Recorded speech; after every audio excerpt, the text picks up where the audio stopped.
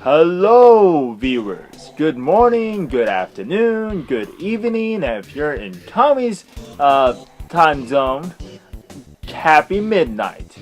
We are just 2 days before Halloween, and I am very excited. Aren't you excited as well, Kami? Oh yes. Yep. We are so excited for Halloween. Like, I am so excited that I screwed up the intro once again. Pretty nice as the host of this show. That I constantly screw up the intro over and over again. It's a tradition, and Yeah, we love it's, it. it's a tradition. But anyways, welcome everyone to Neko Does Podcast. And if you don't know, I'm your host, Brian, or also known as In Spirit. And along with me is my co-host, Andy Arkami, and she is the founder of the group Neko Does, which is on YouTube, if you don't know. Yes. We're a channel on Yes. YouTube. Yes. We are a channel. The Yes, channel we you are a clicked on this channel video on to YouTube. watch. Yes. But you don't know that.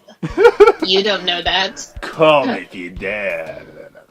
But once again, for this episode is just going to be the two of us, and tonight we are going to talk about Halloween.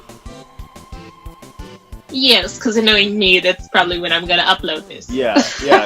Kami is going to upload this on literally on Wednesday, like 2 days ago, and like.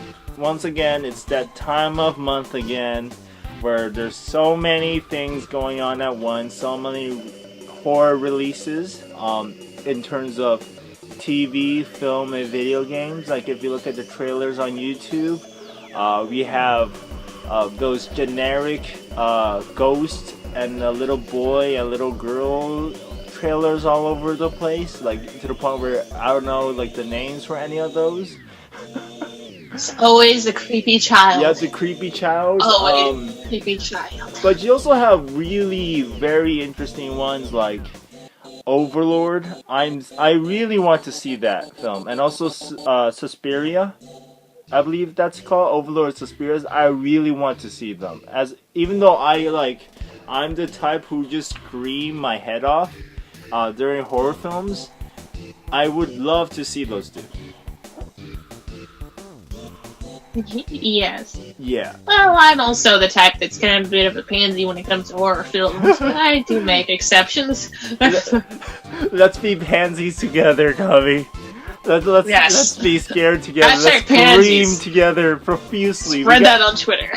We need to live stream, like literally us gonna be on Discord, and we're gonna have to like watch a horror film or like a video gameplay. That is really scary on like freaking like we're gonna do this on stream. We're doing Discord and we're gonna watch something that's very scary and we're gonna scream our butts off. We should do that. That's a good content idea. Oh god, I'm worried about half the people in But this house.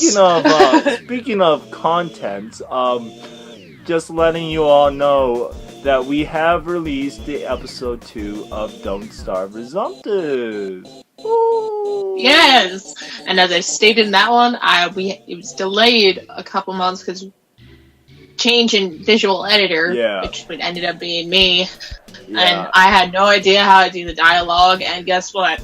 I still have no idea what I'm doing. I mean, you did a pretty good job at it. But yeah, the whole entire delay was because like we have been saying over the course of the videos, like we were pretty busy, and like the editing also took a little while because well, I had a co-editor who's in high school who's also doing his own work. Yeah. On top of a little bit of the work I also do with him, so it gets kind of piled up. Yeah. I'd rather focus on high school. From the words of my characters, dearie dear me. The character I voiced. Yes, I was part of it too. Well, But since I'm going to be learning how to do the dialogue and be practically doing the editing again, we're going to have a longer episode next time. And that one's actually going to be kind of creepy. Yeah. I mean, even though it's going to be past Halloween. You don't know what I'm going to give you for lines, boy. Oh, no. Jesus Christ, save me. But anywho, let's get back to the topic of Halloween. Because, like we said, there's pretty cool movie releases. Is there any upcoming movie or TV shows that revolves around the horror genre that's coming up, or even video games? I don't pay attention too much. I mean, I know the old games pretty well. I mean, the old games used to creep me out a lot as a child. And it still does. Yeah. Like, can I talk? Do you want to hear about it? Yeah, sure. What old games? There's a PS2 title. Yeah, we're going back to the PlayStation 2. Okay. Was that like before I was born? No, that was after I was born. Never mind. Yes. Remind me of my old age. I'm so sorry, Gummy. Go on. Okay. The title was called Clock Tower 3. Oh, wait. I heard about it. Yes. Basically, you were told you're this tiny little high school girl, and you were told you need to stay away and keep yourself safe and hidden past your birthday. Things are gonna come for you, and guess what? You don't do that. Yeah. You go around the house. Things are coming to get. And you know what? I think I was like in elementary or middle school, and I was sitting at the table doing my homework, and I could hear this thing. My dad was playing this game, and it was so cool. It was creepy as hell.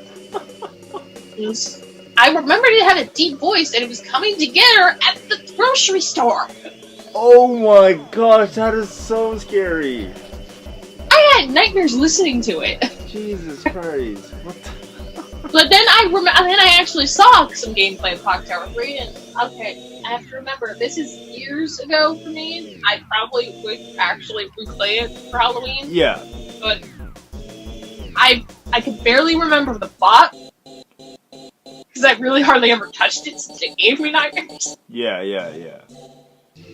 But this little girl, she's trying her best to run away and figure out what's happening to her mother or something. It's one of those typical things that if she stayed and hidden at home, she'd probably be alive and safe. Yeah.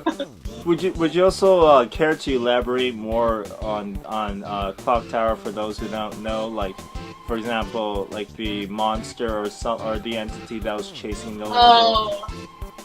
I have actually no idea. Hold on, let me research. Little girl. I know, but I remember that little girl.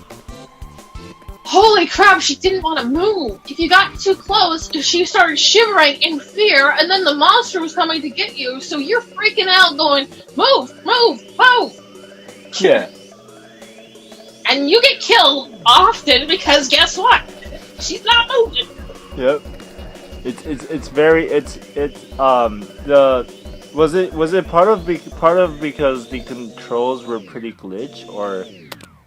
No, she was shivering in fear because she got too close. Too long to the monster. Yeah. And if you moved, you would have been fine. Mm-hmm. But no, you're too scared to move. I figured you'd be too scared, you'd move faster. Yeah. That was the frustrating part, but I had to sit there as a kid and was like, hey Dad, what are you playing? Move out of the way, oh God! Yeah. But Clock Tower has always been a pretty freaky. Like for me, I never played it. I only saw it and I got freaked out by it too. Like I always get freaked out by horror stuff. Like as I said, that was years ago, but I remember just monsters are just crawling to get her. Yeah, there was so many different type of monsters. It was like Resident Evil without Raccoon City and zombies. Kind of. Oh god. Just everything their uncle wants to or like it's like the outdated version of the Evil Within, actually. Straight up. Yeah. Like the outdated. I mean, most of my references I get for video games are now. Yeah. but as we have been saying, there has been pretty good number of releases in terms of the horror genre. I mean the obvious one. Oh hell yeah, there is. Yeah. I just watched the last thing crazy. of Bendy and the Ink Machine. it's really crazy. It's like that story was crazy, and if that's what I think is right for Bendy and the Ink Machine, I'm gonna tell people play it right now if you haven't heard of it. Oh my god! Haven't played it. Great. I'm not gonna spoil the ending, but of course. If what my friends say is right, that makes the ending so much horrifying. Yeah. I'll talk about it. I'll talk to you a little bit about it once we stop recording, but still. Oh yeah, definitely. But yeah, the ending of Bendy was pretty ridiculous. That's all we gotta say about that. It was ridiculous, and if any of us are right, it's horrifying.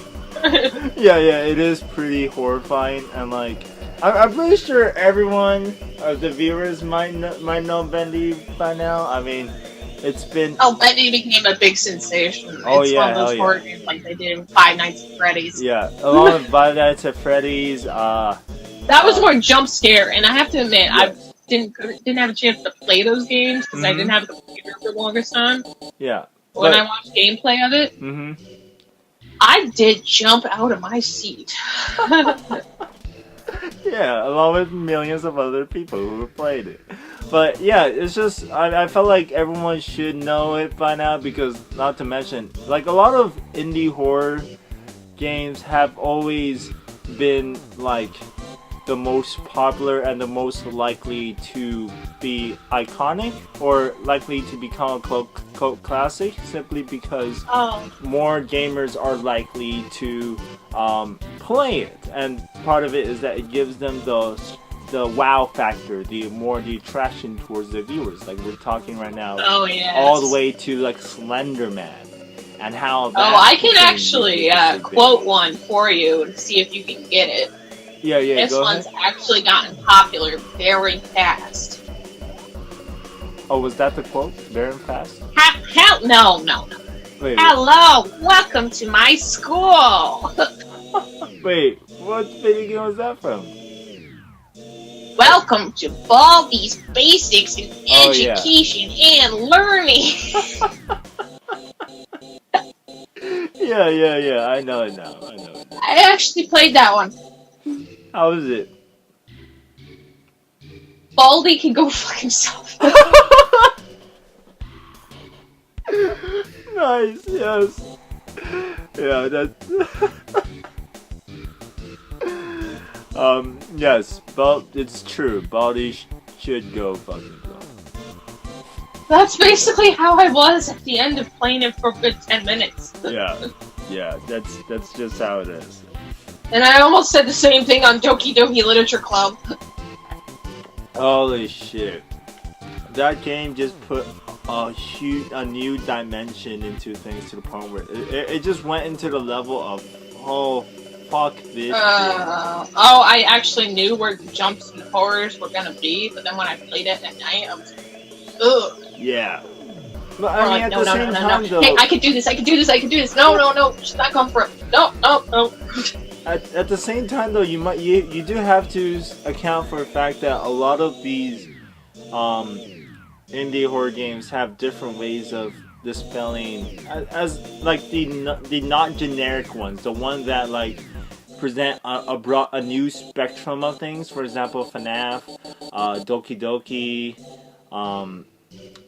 they do brilliant. And Bendy. I have to admit, that was brilliant. Yeah, like these they have jump scares, but they provide a different spectrum of like they make it so you don't expect yes. it to happen. Yeah, like they make it like, where yes, there are jump scares, Chuck E. but Cheese, like for Five Nights at Freddy's, they made it so it's like Chuck E. Cheese type scenario that ended up being horrifying. Yeah. And like Bendy, it's more like Mickey Mouse gone horribly wrong. Yeah, like they relied completely, definitely on the concept as well as the premise, which makes the suspension as well as the fear factor pretty alarming, based on the story and not necessarily the jump scares. Oh yes. As I can quote Dan from the Game Grumps when it came to Doki Doki, it turns out they were playing PT when they thought they were playing Sakura Spirit. Yep, PT, nice reference of PT. Which was, if you don't know, which y'all should know too. For the viewers, as y'all, I'm pretty sure y'all are pretty knowledgeable with the internet and viewing the like the trendy games and things like that. But it was a demo from one of the that got canceled. It's from Konami, and basically the creator of the I forgot his name, but they canceled his indie game that was gonna be PT, and then he also got kicked out. Is his last name Kushima? I believe. Probably. Yeah, Kushima. He was behind the Metal Gear Solid series before Metal Gear Survive, but he's now doing a new horror game, which was in E3 2018, but it's still to the point where we don't know what's it gonna be about. Like, based on a trailer, it has a very interesting concept. It's still mysterious and up in the air in terms of what's going on. That's what I would say. But yeah, that was PT. R.I.P. PT. R.I.P. But at least we have a different video game, which with a really interesting concept. That's the thing about some of those games. Sometimes they tank. Yeah, but like, it wasn't necessarily the creator's fault. Like, everyone was so hyped on PT. You have all the bigger gamers, like you have like PewDiePie, Markiplier, and like all the big YouTubers, YouTube gamers. When they played it, they loved it, and they were looking so forward to it. So PT didn't really tank. Like, well, it just sometimes it doesn't really work out. Like, yeah, but I felt like always say shit happens. Mm-hmm. Yeah. But like, it's not. But my point is that behind it is that it was not necessarily the developer's fault or the game's fault, because the game did really well. Everyone was looking up to it. It was more within the issue between the corporation the corporation itself versus the developer Kushima. That's part of why he got fired.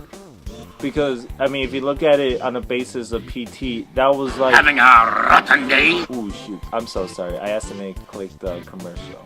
Okay. I am so sorry, You're having a rotten day. Yes. Having a rotten day. But, I was clicking a commercial and also, by the way, just letting you all know, while we are discussing topics, I am also researching and clicking website and things like that at the same time in order to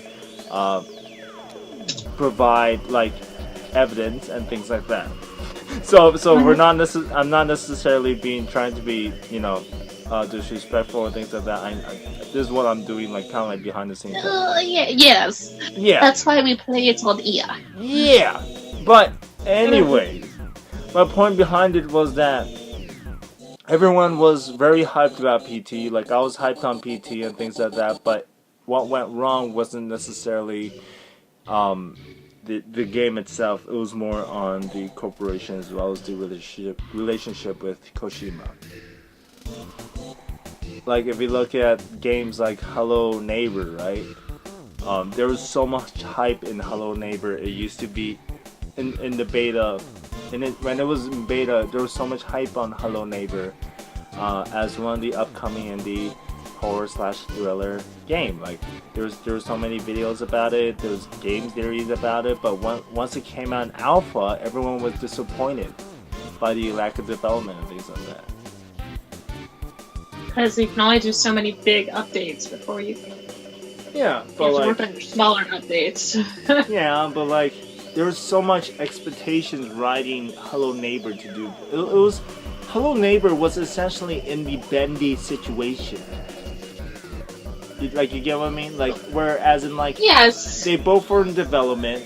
They both were seriously hyped. Like everyone was hyping it. There was videos about it. Every good name YouTube, everyone knows Bendy, Hello Neighbors, and things like that. But Hello Neighbor went south while Bendy continues their direction and paves way for a really great story and a really great That's game. why I also think that, well, with Hello Neighbor, when they stopped doing the big updates, they just decided to stop, giving out updates and stuff. Yeah.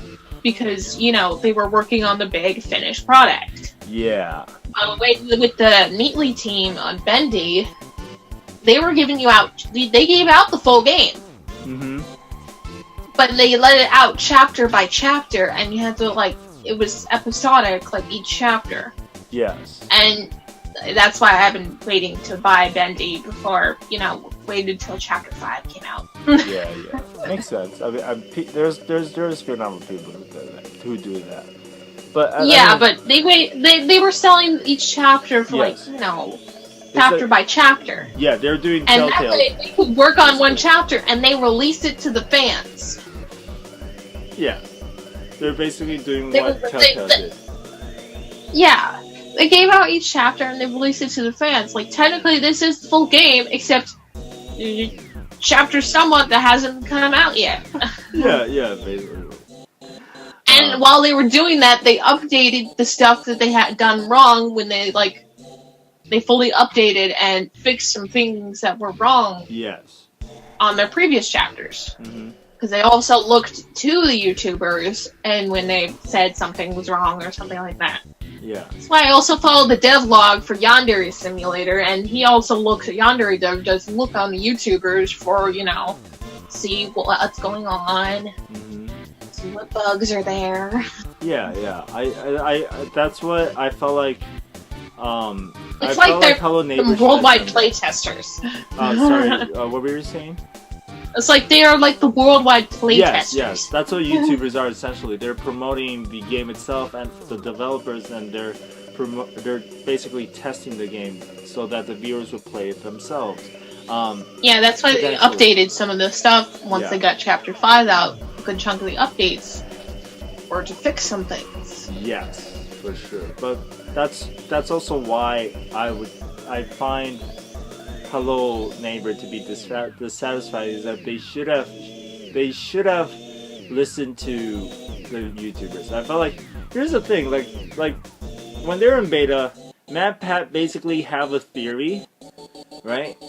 And it was a very interesting theory that I felt like the developers, once Matt Pat gives out a theory to underdeveloped game that is really exciting, I felt like he has a direction in his theories, and that's what all theories should, is to have a direction that will guide the viewers to understand the theories more. That's why I felt like Hello Neighbor low-key should have followed what Matt Pat said, or do opposite of what Matt Pat is theorizing. Because yeah, that's the thing when it comes to like I said, with horror games and horror genre, they look to the people playing them. Yes. And they also look towards the sense of a direct horror genres need to have a horror genre in general is something where it needs to have a direction and whatsoever. Yeah, but that's like I said, it's horror games, and you have to have also the good monsters. That also goes for TV. never go wrong with the good monsters. Yep. Yep. I mentioned this once before, that in a previous one, that one of my favorite series is Doctor Who, but they do great on the monsters. Oh yeah, for sure. some of the monsters are really great. No, those monsters also gave me nightmares. Oh yeah. Sorry if I'm changing topics a little bit, but it's like, if you put a good monster in a game or a show, they're gonna be remembered. Still back at it again with the Doctor Who reference, huh? With these episodes, yes, because I can also do a creepy quote from Doctor Who. Oh yeah. And this is our Halloween special. Is that a hint to your costume for Halloween at Doctor Who? Well, I can't get a gas mask. Sorry. Oh yeah, unfortunate. But what you've been saying about Monster is correct, because Monster has always been the icon of every horror franchises, or the antagonist has always been the icon of every horror franchises in general. You need to have a very compelling character or compelling monster in order to make it as iconic as what the media makes it out to be, and that's part of the downfall on certain horror genre, like in terms of games or films or shows, is that they make them visually scary, but then either they screw up the monster or the story screws it up. Like, they just make it a very don't put the monster formulaic in there. It's kind of bad. Yeah, like if you look at, and even then, it's like, sure, you have Freddy and Jason and Mike Myers and like Chucky and those horror monsters who basically they don't have good stories. Like, if you look at the movies, they didn't have good stories, especially when it compared to like the current horror movies. Like, for example, Get Out. That was a bloody amazing. Purge has this really good. God, I'm gonna start on the Purge. Well, to be fair to them, the first one was boring, but the second one. No, I was like, no, the old concept of the Purge severely freaks me out. Yeah, it's a bit frightening, but my point is that, like, if we look at those classical horror characters, yeah, sure, they don't have a good story, like, the script was terrible, but the reason why they're iconic, despite being cheesy, is because they're the one who started it, kind of. Like, they're the one who started the cheesy stuff. Who made it cheesy. As I said, they made cheesy good. Yeah. Yeah, they're the Nicolas Cages of horrors, essentially, literally. That's why I said they're good monsters. Yeah. Sure, their storyline might not have been great, but it's like, hey, Jason came back from a lake to kill all the campers who tormented him. Yeah. And that makes you not really like camp too much. Yeah. Or Freddy, he comes into your nightmares and, like, hunts you down, and if he kills you in your nightmare, you wind up dead in reality. Mm-hmm. That's that was his concept, and that is totally, it makes you not want to go to sleep. Yeah. Like, something that draws in your fear more, and like, there's nothing to save you, makes a very compelling horror story. And that's why, even though, like, if you look at the current horror movies, aside from the classic horror movies, like, for example, like I've always said, Get Out, The Quiet Place, The Purge, all of them are conceptually very fearful, despite not having iconic, like a singular iconic horror character, essentially, or like the monster, iconic monster. Like, if you look at it, they're more of a collective base. Like The Quiet Place, it's about you don't know how many aliens are out there that could potentially kill you in just one swift leap attack or leap. It takes the unknown part of, like, you don't know what's going on. That part of your primal fear. Yeah, it makes it more of a collective basis. Like, Purge is more of a governmental instead of just like one character or one monster. And also, yes, it's everyone who ever had that need, that little nagging urge to do the violence, but they figured, no, I'll get in trouble. Yeah, and if you look at... This is the one day that you won't get in trouble. So everyone figures, let's kill our neighbors. and that's also follows the same case for Get Out, whereas in like it's very it's also community based, it's also collective based, and there's a lot of subtle undertones towards racism, which is why it is widely lauded to be one of the best horror comedy films out there. And one interesting fact about horror in general, like specifically for horror genres in terms of films and TV series, is that a lot of great directors started off horror, if you think about it. Oh yeah. Like, which is really interesting. I mean, if you start off, you all gotta start off somewhere, but when you're directing horror, you gotta make sure it has the best scare factor. Oh yeah, but it's also because it's easier to do. If you look at it on a very business basis, like a very production basis, because like no up and coming director in their right mind would do a freaking Marvel's movie. Like that shit costs a lot. Like you need to have some sort of background. That's why they have the early budget. You know, that's why I have those sci-fi horror films. Yeah. And like I heard also, but if you want to know a fun fact about the sci-fi horror films, the actors who play in them, yeah, go ahead. They play in the big production stuff. They play in the good CD series. And you know why they agreed to do the sci-fi horror films? Why?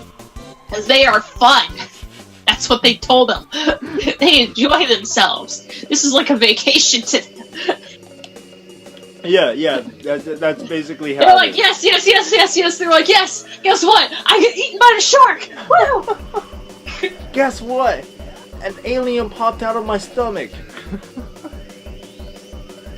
Casually referencing they're so cheesy for them, because, you know, the budget-wise... Yeah. They have to try not to laugh. Challenge a little bit. Yeah. But my point was that, like, budget-wise, doing horrors are typically much cheaper than doing other genres of films. It can even get cheaper than rom-coms, and then like usually rom-coms are like one of the cheaper ones, or like more like, or even towards films that are more oriented towards family, or like very domesticated life. Like horror can actually be much cheaper, and it also brings in technique. I felt like a lot of good horror films, or even the cheesy ones, they succeed based off of technique. They don't, if you see a good horror film, they don't rely too much on CG, or necessarily like of course they have special effects and stuff like that, but they don't rely too much on computer CG. They rely too much on a lot of those fake things, aside from like the actual effects that they must put on, for example the depths or things like that. But they use a lot of techniques that eludes the audience into thinking that's real. Like they suspend our disbelief, which is a theatrical term.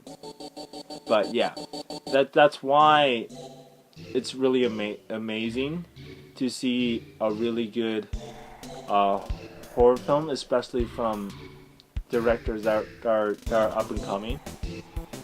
If like over the course of history, you have like Alfred Hitchcock, you have Spielberg, they directed horrors, Peele has directed horrors, and the funny thing though is that these lines of directors that have directed horrors on their first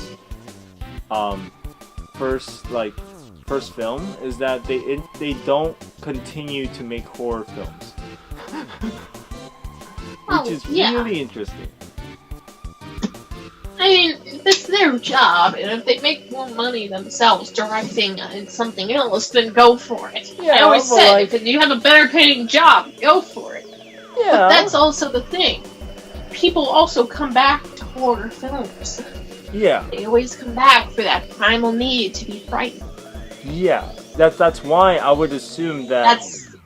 That's why we're pansies. No, but that's also why I would assume that some directors would definitely come back to it. Like, I personally would assume that Lars von Trier would definitely come back to horror. Like, a lot of his films are fuck up shit, but at the same time, he is such a controversial figure to the point where it's like, it's kind of expected of him to do fucked up stuff.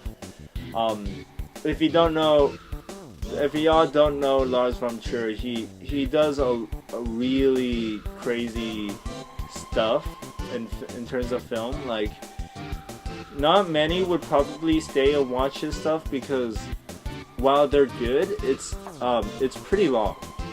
Like, if you look at Nymphomaniac, that's by the way, that's very age restricted. Nymphomaniac is a really crazy film. Crazy, it's good, but it's very age restricted because a lot of the things in it is pretty oriented towards sex, alluding to the title. But my point behind it is that this whole thing is that Lars does a lot of fucked up shit. He also did it was Nymphomania as part of the Depression trilogy, and his first film was The Antichrist, which involves two of the main characters getting their testicles and vagina cut off. That's as fucked up as you can get. That's like, okay. We may swear in this podcast, but let's Alright, thank you all for watching.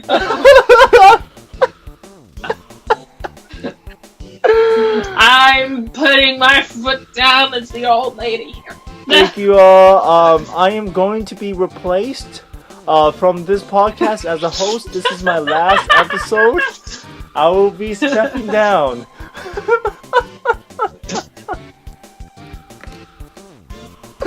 No, but this is legit. Like, this actually happened. I know it's a I know. Actually back then, even there was a lot of old horror movies that they got away with a lot of stuff that ended up being very messed up if you look back on it. Yes.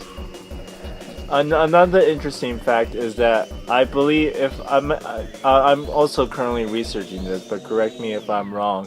The Exorcist is also actually no. There's sequelization. Never mind. So director actually did go through, but The Exorcist was definitely should be his earlier works, or no, never mind. He has done a lot.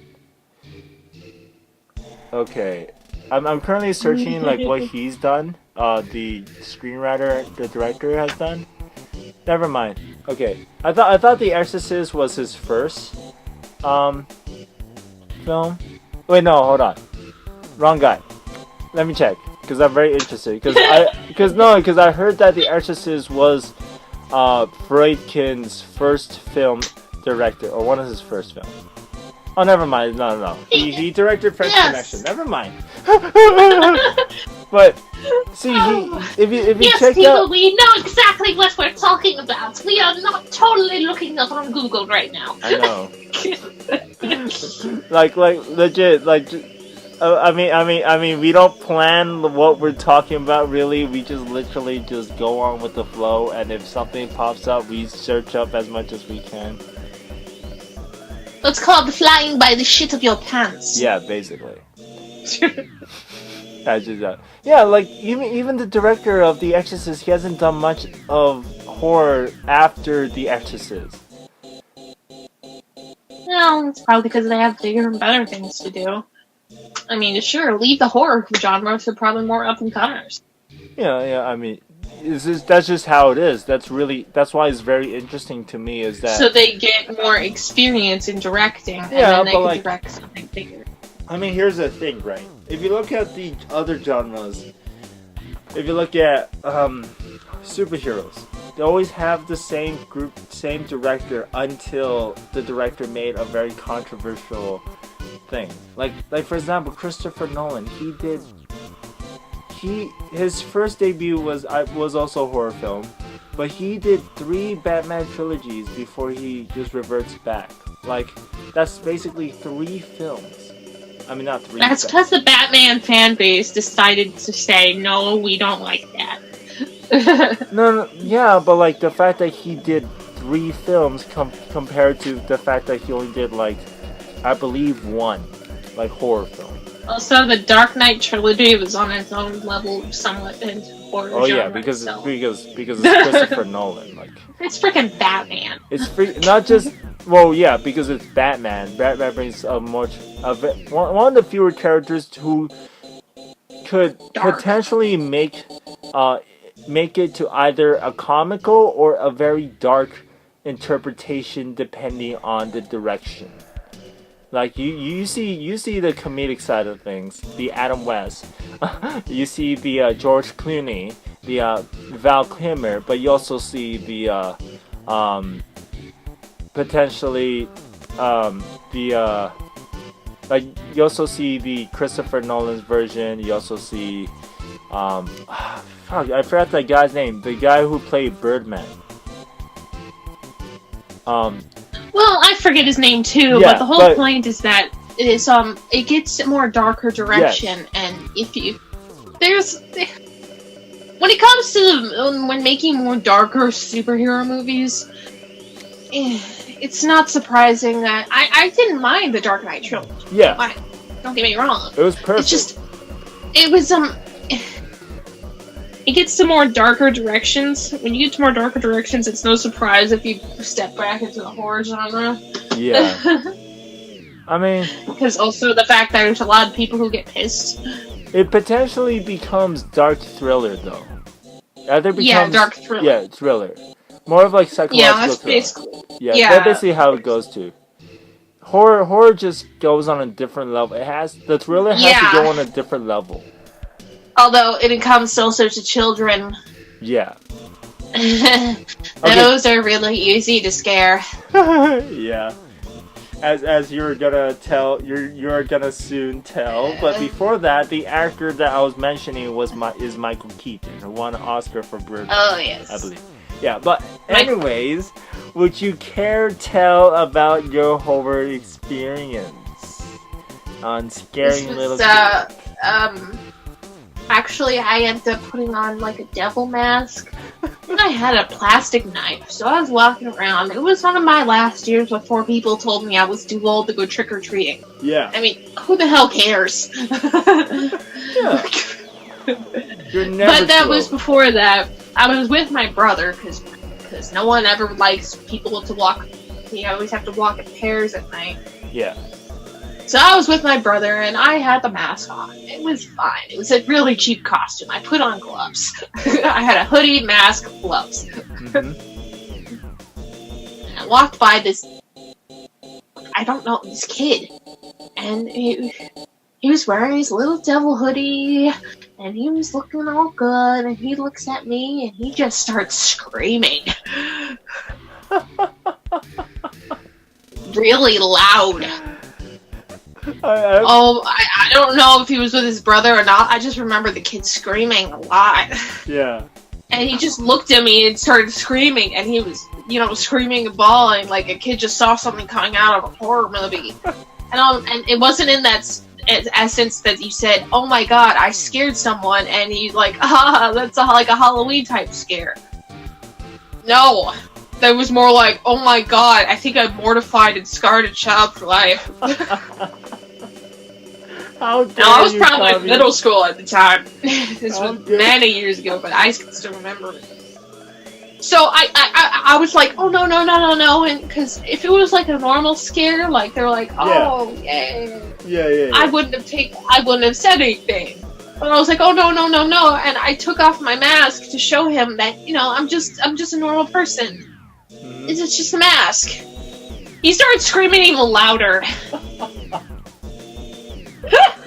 I had had to hear that from my brother the entire night. That as a kid, started screaming even louder at my own face. I'm laughing pretty hard because honestly, I would be that kid. Like when I was a kid, I would be that kid who would just scream at every monster because I was very scared of monsters. No, actually, when I walked home, there was a thing.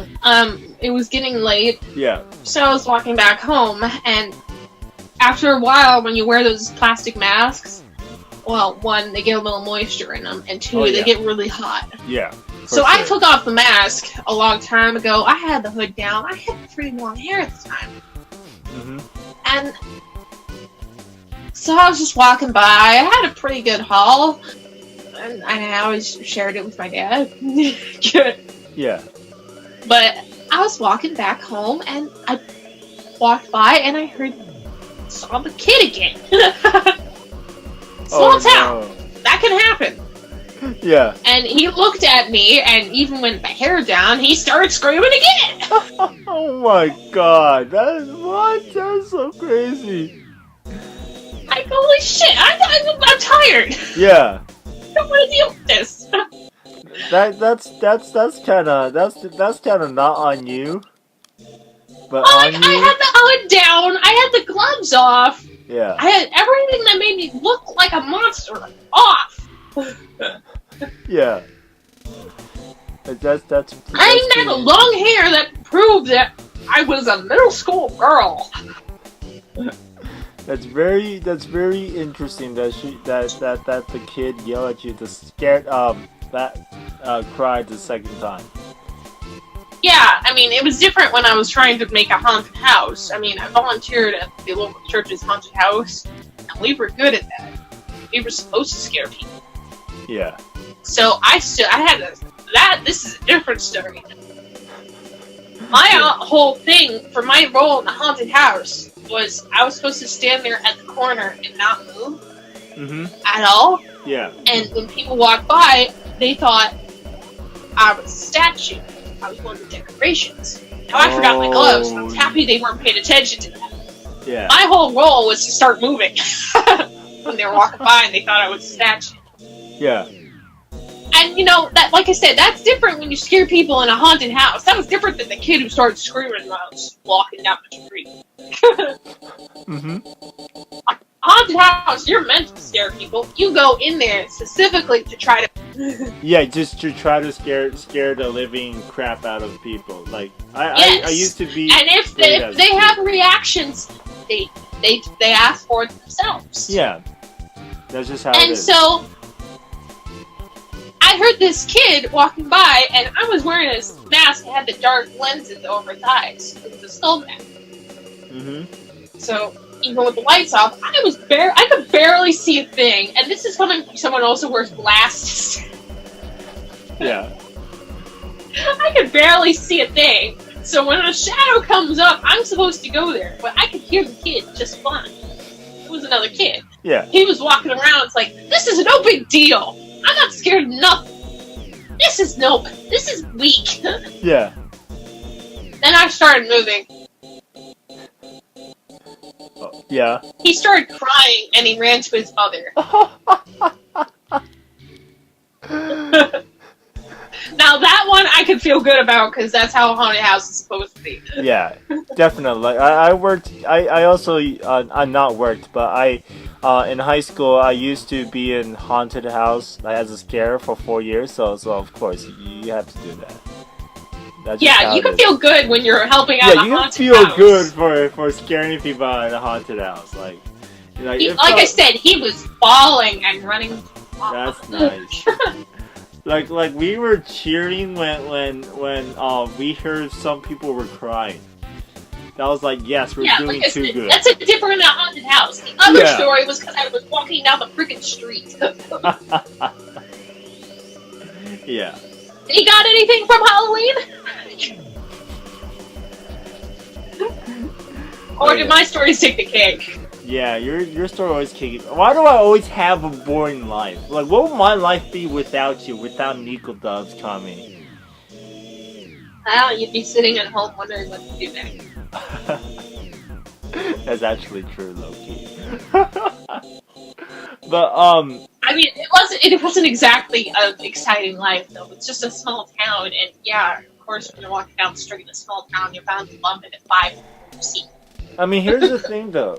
I mean, I felt like small town can get really interesting because it's more of a.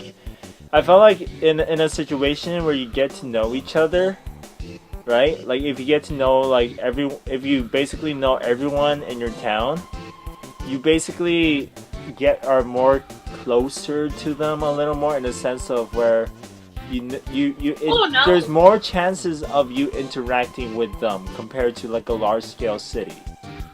Oh no, there's a thing that you see. Their small town has its own. Yeah. Like I said, the tiny small town. And I'm gonna say this small town's name because I don't live there anymore. What is it? Coggin. Coggin, okay. Yeah, it was called Coggin. Coggin. That has its own little horrors from it. I don't know. There was a couple. I know the donkeys. Yeah. And there was multiple sex offenders. Oh, Jesus Christ. As I said, even the small towns have their little dark side. Okay. Also, a few people tried to call the police on me after I graduated high school. Wait, what? So actually, one person did call the before. police on me. You told me before. I know. Like I said, they're also horrors, and they have their own thing. The scariest thing imaginable. They have forgetful old people. Yeah. But they thought I was ditching class, and they were about to call the cops. Oh, wow. I graduated high school. Then. Wait, so they called you? They called the police on you because they thought you? Oh, they were about to. But you graduated. They were about. Wow, how? That's one way to miss your student that much. But anyways, I'm currently. But yeah. Yeah, that's go on. basically that. Yeah. Oh, I can tell you that story. That's because that's a different topic altogether. So after. Yeah. Well, I'm currently checking our time, Tommy. We are near the 52 minutes mark. So, at this point, before we end this podcast, I want to ask you one question. Are you gonna dress up as anything for this year's Halloween? Well, I do have a pig mask, and since we didn't buy any candy for trick-or-treaters, if anyone knocks at the door, I will scare the living bejesus. Nice. I mean, if anything, I could go to Iowa and go to your door and come in as a trick-or-treater. Well, then I'd be like, get the hell out.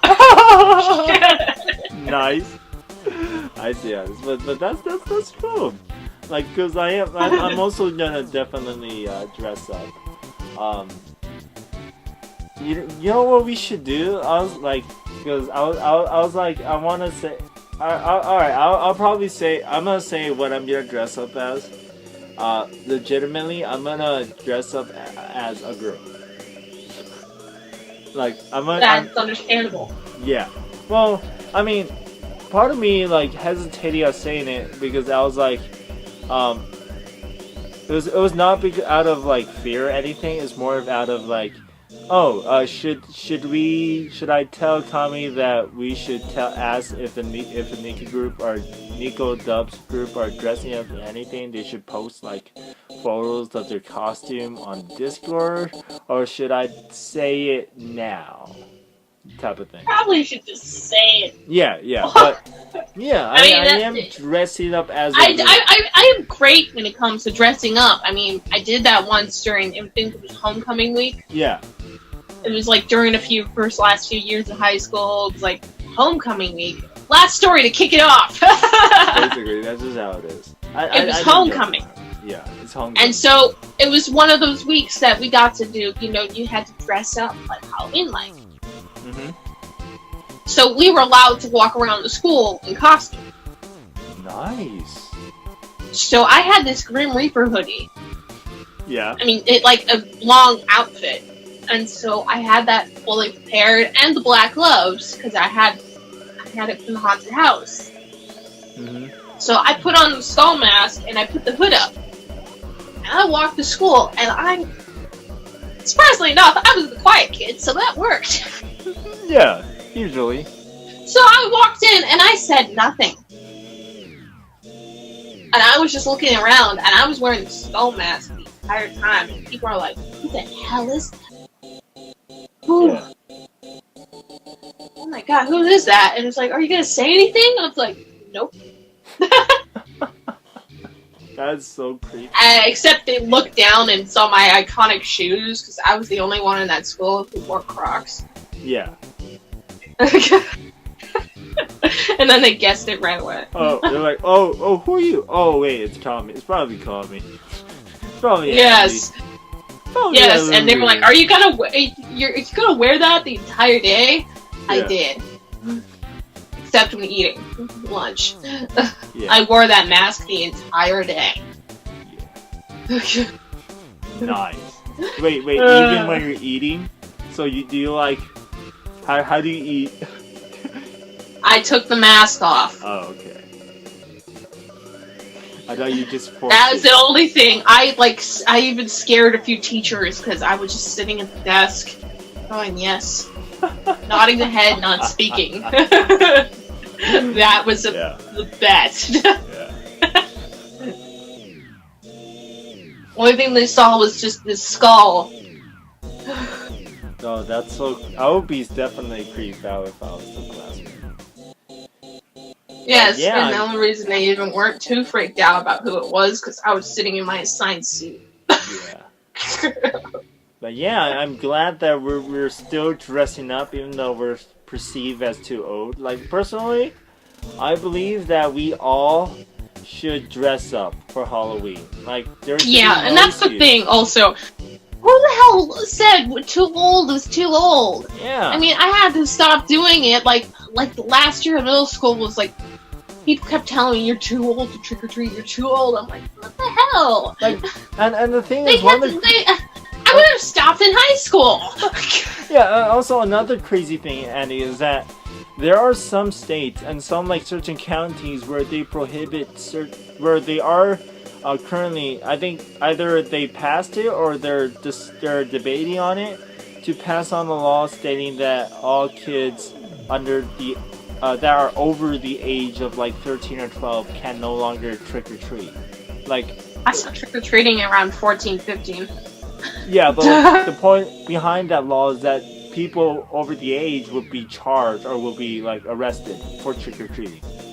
Which is like, oh my god, that sucks. Yeah, that's so crazy. Like, personally, like I said already, like I think that everyone should dress up for Halloween because it's honestly the only day where you're allowed to be anyone you want. Like, it's the only day where I could just... Even though I wasn't allowed to perfectly trick or treat, I mean, I had a little brother at the time. He wanted to go trick or treating. Yeah. So I dressed up and I was walking around with him. Mm-hmm. Yeah, they asked my little brother, is your older brother gonna walk you home? Wait, they thought you were your little brother? They had confused me for being a man. Yes. Oh, wow. But yeah, that's the thing, like, that's the fun behind Halloween is to dress up as something that you're not. Like, for me, I could finally just go for Halloween. I could just go dress up as a girl and be obligated to dress up as a girl. You know, dress and things like it's that, kind of scary how many guys I know have worn dresses. So. Oh yeah, of course. It's very scary. Like, you know how much repressed anger I have to just wear a dress and be free from pants. It's always just holding up my area, you know. Sunset. Like, why can't guys wear dresses? Why can't we be Scottish and have kilts on? No, but legit, like, I think that everyone should dress.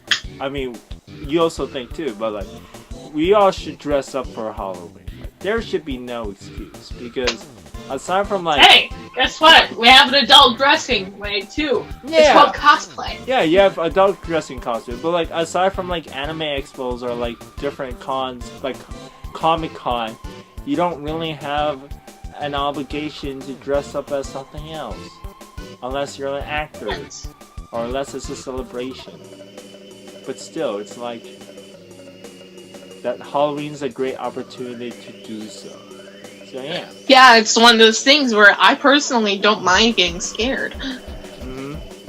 It's once a year. It's not gonna kill me. Oh, don't say that. Okay.